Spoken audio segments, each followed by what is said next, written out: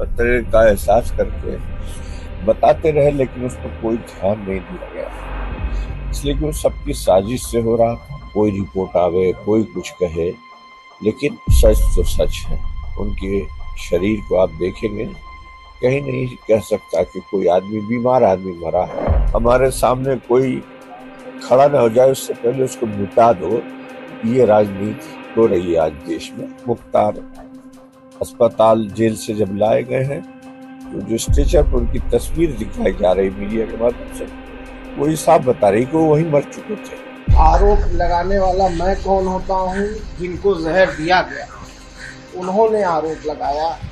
19 मार्च को रात के खाने में उन्हें जहर दिया गया।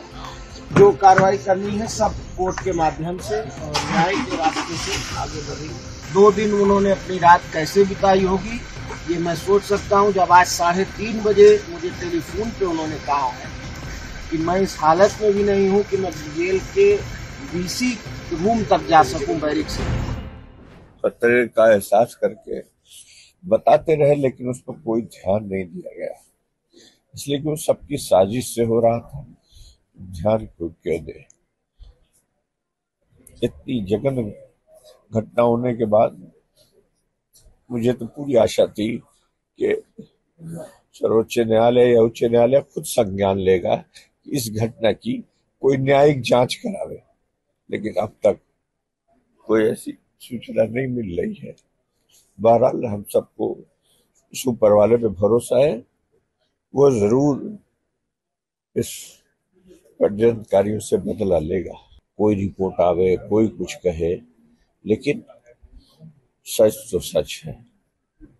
उनके शरीर को आप देखेंगे, कहीं नहीं कह सकता कि कोई आदमी, बीमार आदमी मरा है, बल्कि सोए हुए हैं।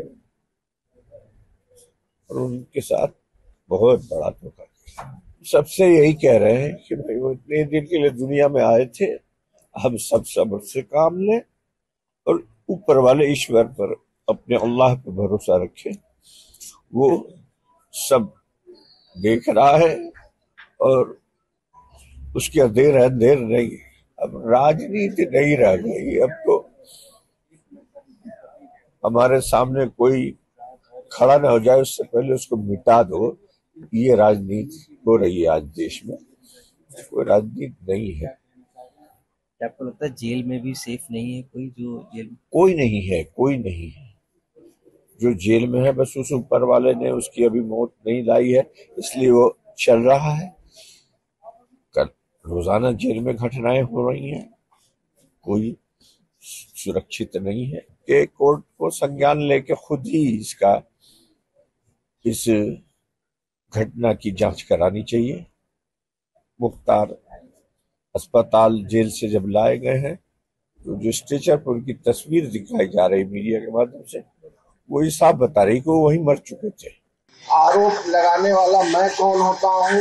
जिनको जहर दिया गया उन्होंने आरोप लगाया। 19 मार्च को रात के खाने में उन्हें जहर दिया गया। उन्होंने माननीय न्यायालय में, जहां वो विचाराधीन थे, बंदी के रूप में जुडिशियल कस्टडी में थे, सारी कोर्टों में डाला गया। और आज सर सूचना कैसे मिली?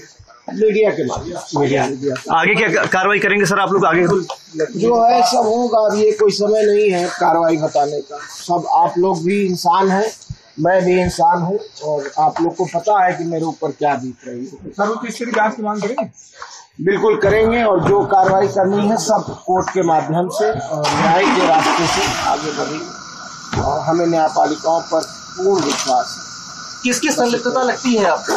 हम कुछ नहीं कहना चाहेंगे इस समय, सब जांच का विषय है। जो अदालत फैसला करेगी, हमको यकीन है कि वो इंसाफ। आपको लगता है जानबूझ के किया गया कृत्य है ये? अब इसमें भी भैया कुछ कहना और छुपा रह गया है। जो व्यक्ति अपनी मुट्ठी ना बंद कर पाता हो, जो व्यक्ति इतना कमजोर हो कि उसको खुद ही जेल प्रशासन लेकर आईसीयू आता हो, और खुद ही 12 घंटे बाद, 14 घंटे बाद उसको फिट बताकर, पीठ ठोक कर कि जाइए आप ठीक है, और 14 घंटे बाद जेल की तन्हाई बैरिक में भेज दिया जाता हो। 2 दिन उन्होंने अपनी रात कैसे बिताई होगी ये मैं सोच सकता हूँ जब आज 3:30 बजे मुझे टेलीफोन पे उन्होंने कहा है कि मैं इस हालत में भी नहीं हूँ कि मैं जेल के डीसी रूम तक जा सकूं बैरिक से। तो अब आप सोचिए, अब शाम शासन की जांच पे भरोसा करेंगे या सीधे न्यायपालिका जाएंगे? न्यायपालिका